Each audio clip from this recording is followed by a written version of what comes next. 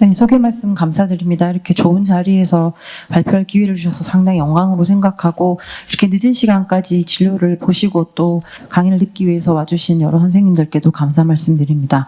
앞에서 교수님들이 너무 좋은 내용을 많이 얘기를 해주셨고 그런 내용을 기반하여 케이스 위주로 한번 보겠습니다. 첫 번째 케이스는 53세 여성이고 5개월 전에 코로나 백신 접종 후에 가벼운 호흡곤란이 있던 중 그냥 살이 쪄서 그런 것 같다고 생각을 하고 있었는데 이제 1개월 전부터는 점점 호흡곤란이 악화되었고 본격적으로는 3일 전부터 펑셔널 클래스 3의 올솜니아 그리고 디스니아 그리고 특히 아주 증상이 스페시픽한 올솜니아가 있어서 이제 응급실에 방문을 하였습니다. 기저혈은 없었고 혈압은 120에 80, 맥박수는 76회, 루메오로 98% 페리페럴 세츄레이션을 보였습니다. 신체 검사에서는 보스 로어 렁 필드에 크래클이 들렸고 말초 부종은 관찰되지 않았습니다. 체스트 엑스레이에서 아주 저명한 펄모널 컨디션은 보이지는 않았고 카디오메갈리가 있는 것이 보였고 하트레이트는 그렇게 높진 않았지만 심전도에서는 타키카디아 소견을 관찰할 수 있었습니다. 혈액 검사에서는 LFD가 약간 상승하였고 NT-프로BNP가 3147 정도로 상당히 올라 있고 HS 트로포닌I는 96 정도로 올라 있었습니다. 환자가 흉통을 호소한 것은 아니긴 하였지만 신부전 혹은 환자의 의심되는 진단인 마이오카다이티스 때문에도 트로포닌I가 올랐을 것으로 생각할 수가 있겠습니다. 신부전은 가장 중요한 것이 앞서도 계속 반복된 내용이지만 가장 특징적인 증상의 징후가 있으면서 그에 합당한 객관적인 검사 결과 그리고 나트리액 펩타이드 에코로 확진을 하게 되고요. 그래서 환자를 에코를 시행을 했는데 LV 이젝션 프랙션은 19% 그리고 페리카디얼 에피전, 카디오메갈리에 합당한 카디악 챔버 다일레이션 소견이 관찰되었습니다.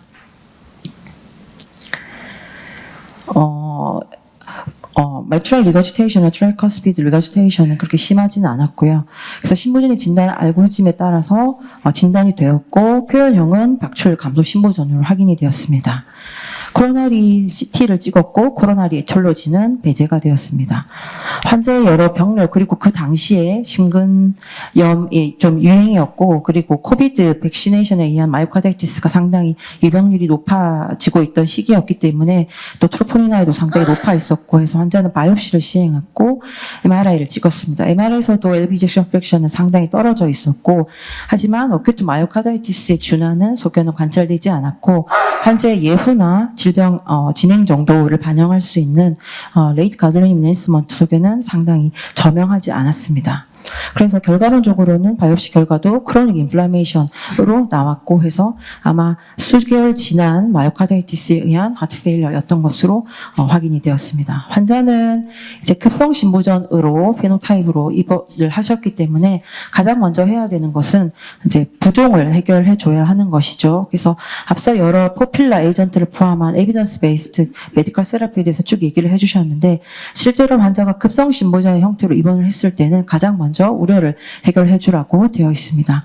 환자는 급성 폐부종에 준한 호흡곤란과 카디오메갈리 소견이 관찰이 되었기 때문에 가장 먼저 응급실에서 IV 퓨로세마이드 20ml를 주사를 주었고 이후에 1시간 동안 소변량은 500cc 정도 확인이 되었습니다.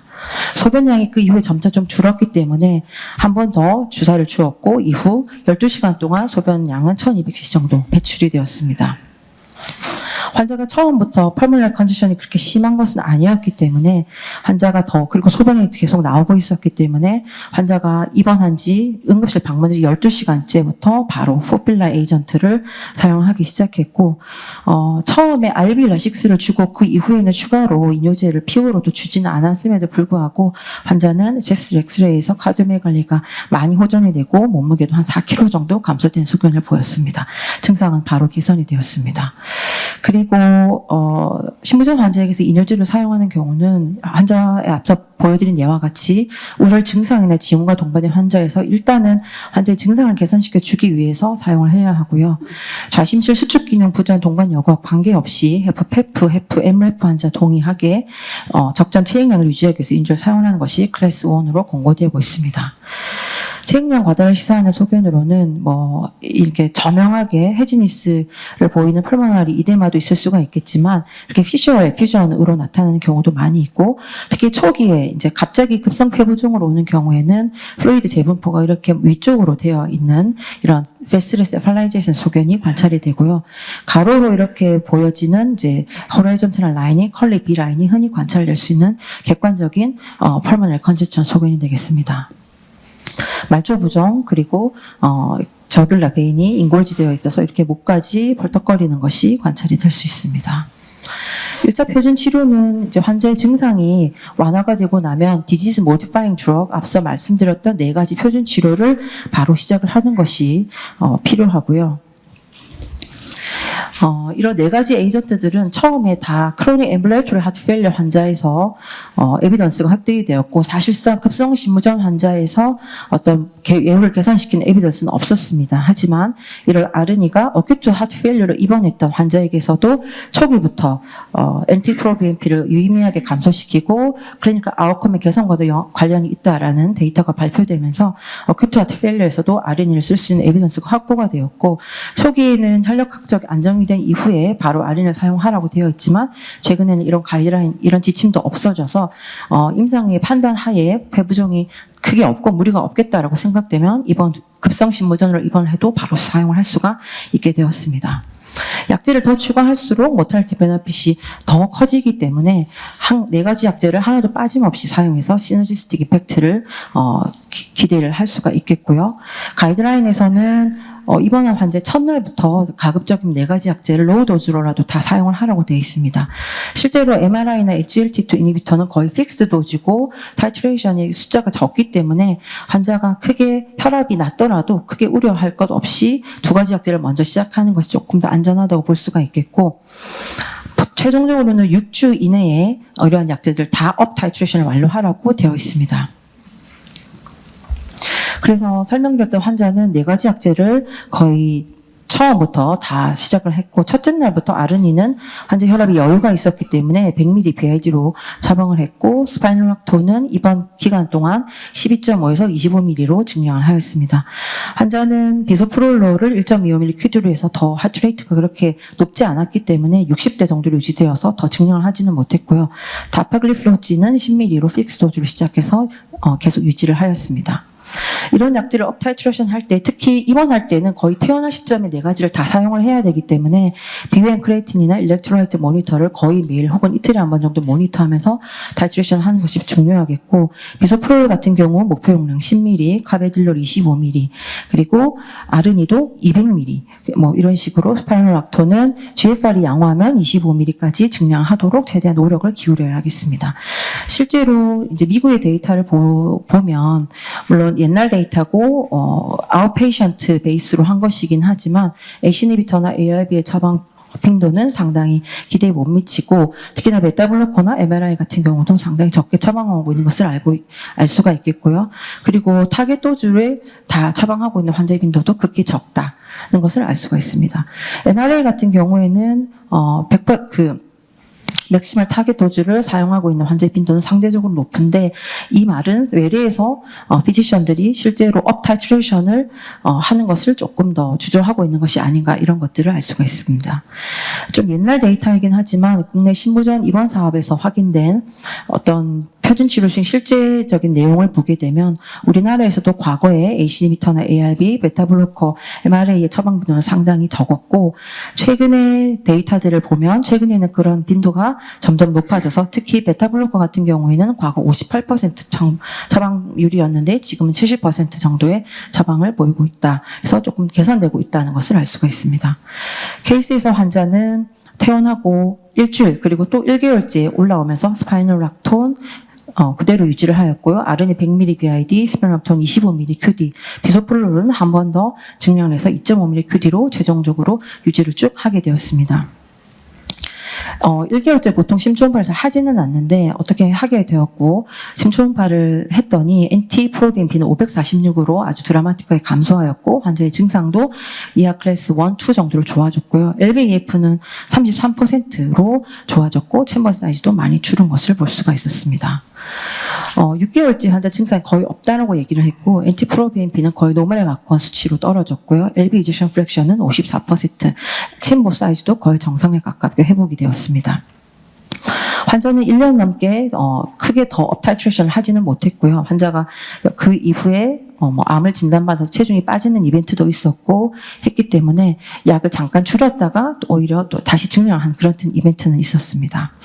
그래서 환자 첫 번째 케이스를 요약을 하자면 어큐트 하트 페일리어 형태로 방문해서 크로닉 마이오카르디티스에 의한 것으로 추정되는 드노브 헤프레프 환자였고요. 입원 중에 포필라 에이전트를 적극적으로 타이트레이션하고 유지를 해서 6개월째에 벌써 정상에 가까운 심기능 회복화했던 그런 케이스였습니다. 그럼 이렇게 박출률이 호전된 이후에 이 약제를 언제까지 유지를 해야 되느냐, 이 약제를 잠시 중단하거나 감량할 수 있느냐, 특히 환자 요청에 의해서 그런 고민을 하게 되는 경우가 꽤 많이 있습니다. 두 번째 케이스는 38세 남성의 케이스이고요. 환자는 약 10년 전부터 DCMP, DM으로 약을 계속 먹어오던 환자고 이전에는 아르니가 없었기 때문에 ARB, 베타블로커, MRA 이렇게 해가지고 환자가 처음에는 LVEF가 20%였지만 48%까지 회복을 해서 잘 유지를 하고 있었던 분입니다. 환자는 약제를 자의 중단을 했고요. 젊은 환자에게서 흔히 볼 수 있듯이 술과 담배를 많이 하고 있는 상태였습니다. 한 1년 정도 약제를 중단하고 1년 뒤에 방문을 했었습니다. 2019년에는 LVEF가 48%로 양호했는데 2021년 악화했을 때에는 LVEF가 18%로 상당히 나빠진 것을 보였죠. 환자는 그래서 다시 입원한 후에 약제를 아르니 안트레스토 200ml BID, 카베딜로 6.25, BID, 스팔록톤 12.5ml, 엠파글리플로진은 10ml 유지를 해서 잘 증상이 조절해서 퇴원을 했고요. 그 뒤에도 팔로우업을 했을 때 LV 이젝션 프랙션은 이전만큼은 아니지만 어느 정도 회복한 소변을 보였습니다. 그래서 이렇게 좌심실 박출률이 향상되었다고 해서 기능 이상이 완전히 회복되었지 않았을 가능성이 높다고 봐야 하겠고요. 신부전 상태를 벗어나기는 어렵다라고 볼 수 있겠습니다. 우리가 신부전 스테이지 C의 정의에 보면 현재 혹은 과거에 증상이 있었던 신부전 환자라고 하고 있습니다. 그래서 증상이 조절되었다. 그리고 거기다 추가로 LVEF가 개선이 되었다고 하더라도 신부전이라는 것은 완전히 회복이라는 개념이 아니다라고 주지를 하셔야겠고요. 그리고 하나의 소규모 임상 연구가 있었는데 이디오패식 DCMP 환자에서 박출률이 향상된 환자를 무작위 배정화 치료를 중단하는 그런 좀 다소 그런 연구를 진행을 하였는데 해봤더니 6개월 이내에 45%의 환자에서 다시 좌심실 기능이 악화되거나 신부전으로 입원한 이벤트가 확인이 되었습니다. 그래서 박출률이 향상된 경우도 이것을 독립된 완치된 군으로 분류하기보다는 호전된 상태로 보고 표준 치료를 지속하고 이런 것들을 환자에게 잘 주지시키는 것이 반드시 필요하겠다라고 하겠습니다. 앞서 말씀드렸던 소규모 데이터에서 박출률이 약을 중단하고 나빠졌던 환자 그리고 나빠지지 않았던 환자를 비교를 해보면 이젝션 프랙션과 하트레이트는 유의미하게 차이가 있었는데 카디악 챔버 사이즈 그리고 NT-프로BNP 레벨은 나빠지는 환자에서도 그렇지 않은 환자분과 큰 차이는 없었습니다. 그래서 외래에서 계속해서 검사를 하고 에코도 하고 주기적으로 NT-프로BNP나 BNP 레벨을 확인을 했을 때 NT-프로BNP가 좋아졌다고 하더라도 환자가 증상이 없다고 당장 하더라도 실제로는 기능이 나빠지고 있을 수 있다라는 점을 생각할 수가 있겠습니다. 그리고 박출률 호전이 앞에 환자들처럼 되지 않거나 아니면 좀 미미하게 35% 이하로 유지가 된다라고 하면 어떤 방법이 있을지에 대해서 좀 얘기를 드리겠습니다. 68세 남자의 케이스이고요. 환자는 2006년에 MI로 스텐트 시술을 받았고 컴플라이언스가 떨어지는 환자여서 약을 한 몇 년 먹지를 않고 2015년에 ICMP 진단으로 다시 팔로우업을 하기 시작한 분이었습니다. 에이트리얼 피브릴레이션이 있었고요. 환자는 식당에 갑자기 쓰러졌는데 마침 바이스탠더 CPR이 즉시 이루어졌고 119 구급대원이 와서 AED 샥을 해서 벤트리클 피브릴레이션이 해결이 돼서 멘탈도 얼러트하고 BP도 100에 60 정도 심전도도 원래하고 거의 비슷한 수준으로 회복되어서 방문을 했습니다. 환자는 2015년 당시에는 LV ejection fraction 17%였고 챔버도 상당히 컸었습니다. 약을 계속해서 그때부터 잘 먹긴 했지만 증상이 잘 조절되긴 했지만 환자는 LVEF가 전혀 개선이 되지는 않았고요. 이스케믹 카디오마이오패시, 올드 AMI와 시컬레로 잘 회복되지 않는 그런 환자였습니다. 하지만 2017년부터 와인을 사용하고부터는 심부전 악화에는 재입원이나 호흡곤란 특별한 호소는 없이 지내오셨습니다. 어쨌든 그렇다 하더라도 아까 보여드렸던 가이드라인에서 제시하기에 3개월, 6개월 이상 보통 3개월 이후까지 OMT를 다 하는데도 불구하고 LV ejection fraction이 35% 미만이면서 번들 브런치 블레약이 있거나 이런 경우는 CRT를 하라고 되어 있고 그 다음에 primary prevention을 위해서 ICD를 넣으라고 되어 있어서 환자에게는 계속해서 ICD를 넣어야 된다. 특히나 이스케믹 카디오마이오패시인 경우에는 더 primary prevention의 롤이 좀 더 크기 때문에 권고를 드렸으나 환자는 ICD를 거부를 하고 있던 중이었습니다. 그 전까지는 엔트레스토 100ml BID, 스파이럴락톤 25ml BID, 그리고 콤블록으로 비소프롤로 좀 로우 도즈를 사용을 하고 있었고 SGLT2 인히비터를 사용을 하고 있었습니다. 그래서 환자는 세컨더리 프리벤션으로 ICD를 삽입을 하였습니다. 그래서 이런 가이드라인에 따라서 ICD를 이제 세컨더리 프리벤션으로 넣게 되었습니다. 프라이머리 프리벤션으로 넣어야 했지만 그리고 환자는 제세동기 삽입하고 입원하고 이제 외래를 계속 다녔는데도 계속해서 호흡곤란이 전에번 좀 지속된다라고 얘기를 해서 2차 치료 약제 중에 베리시구앗을 이 환자의 적절한 약이겠다라고 판단이 돼서 2.5ml를 초치료로 처방을 했고 2주 간격으로 업타이트레이션을 하려고 했으나 실제로 혈압이 증량을 했을 때 혈압이 저하되고 크레아틴이 상승하는 사이드 이펙트가 보였기 때문에 2.5ml로만 계속 유지를 했습니다. 하지만 이 정도 용량으로도 환자는 아주 증상의 개선이 좋다라고 얘기를 했고 혈압은 마지널하게 유지가 되었습니다. 환자는 외래에서 약을 포퓰라이전트를 잘 먹었음에도 불구하고 NT-proBNP가 계속 높게 유지가 되어 있었는데 VP 모레스트로 와서 제세동기를 넣고 외래에서 베리시구앗을 처방한 이후로는 NT-proBNP가 상당히 감소해서 지금까지는 918 정도로 감소돼서 아주 증상도 심텀 프리로 잘 지내고 계십니다. 물론 ICD 샥이 여러 번 들어가고 그런 상황에서 시행한 에코이긴 하지만 입원 당시 LV ejection fraction 12% 정도였는데 베리시구앗을 쓰고 나서 LV ejection fraction이 20% 이상으로 개선되고 챔버 사이즈도 상당히 많이 줄은 것을 보여서 베리시구앗의 좋은 리스판더였던 것으로 생각이 됩니다. 마지막 케이스는 이제 CRT 관련 케이스입니다. 66세 여성이고요. 이런 환자가 보름 정도 증상이 있었고 가벼운 보행에도 가슴 두근거리고 숨이 차는 니어 펑셔널 클래스 3 디스미아로 외래로 왔습니다. 환자는 기저병력 당뇨로 약을 먹고 계셨고요. 혈압은 비교적 여유가 있었고 환자는 렁 사운드는 깨끗했고요. 대신에 에이펙스에서 갤럽 사운드처럼 들리는 소견이 있었습니다. 카디악 실루엣은 상당히 커져 있었고 저명한 풀모너리 컨제스션은 없는 상태였습니다. 근데 심전도를 보시면 저명한 좌각 차단이 있었고 QRS 듀레이션이 186ms로 상당히 연장되어 있었습니다. 혈액 검사에서는 NT-proBNP는 90 정도로 높아 있었고요. 심장 초음파에서는 포챔버 다 달레이션이 있고 LV ejection fraction은 14% 정도로 확인이 되었습니다. 환자는 원래 개인 병원에서 당뇨약으로 SGLT2 인히비터를 먹고 있었고요.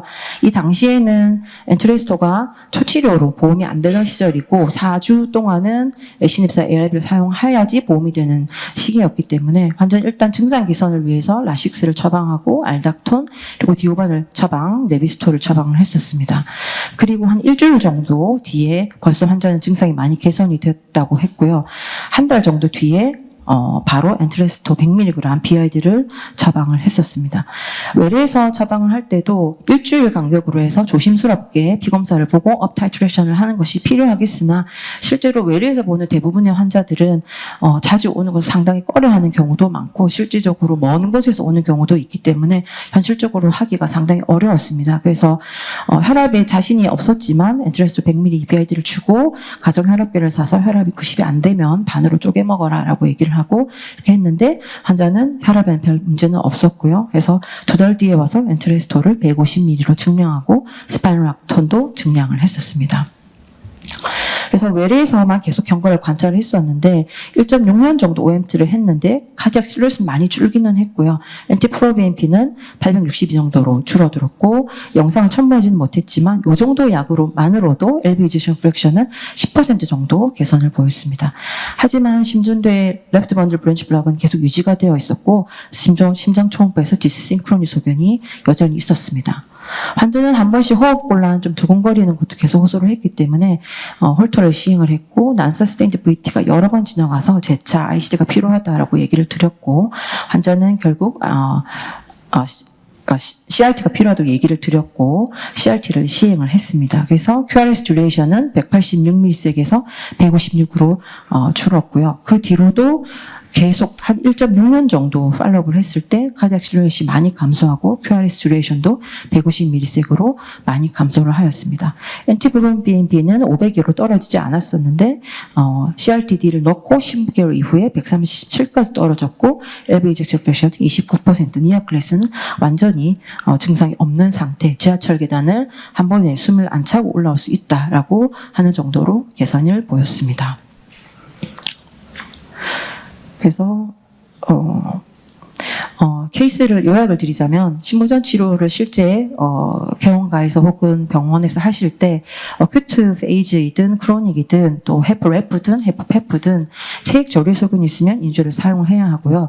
급성 혹은 만성 신부전 환자에게서 4가지 표준 치료를 반드시 빠른 시일 안에 시작을 해야 되고 입원한 환자 같은 경우는 거의 입원과 동시에 하루 이틀 내에 시작을 하는 것이 반드시 필요하겠다라고 볼 수가 있겠고 6주 이내에 최대 용량으로 증량하는 노력이 필요하겠다. 3개월 이상에도 자심줄 기능 호전이 없이 증상이 있으면 CRTD, 번들벤치 블락이나 다른 난 번들벤치 블락이라 하더라도 QRS 듀레이션이 프롤ong되어 있으면 CRTD를 혹은 CRT를 해야 되고 ICD를 고려를 해야 된다라고 보시면 되겠고 박출률이 한번 호전되었더라도 표준치료를 중단하는 것은 근거가 없기 때문에 환자에게 잘 설명을 해서 유지를 잘 하시는 것이 필요하겠습니다. 경청 주셔서 감사합니다.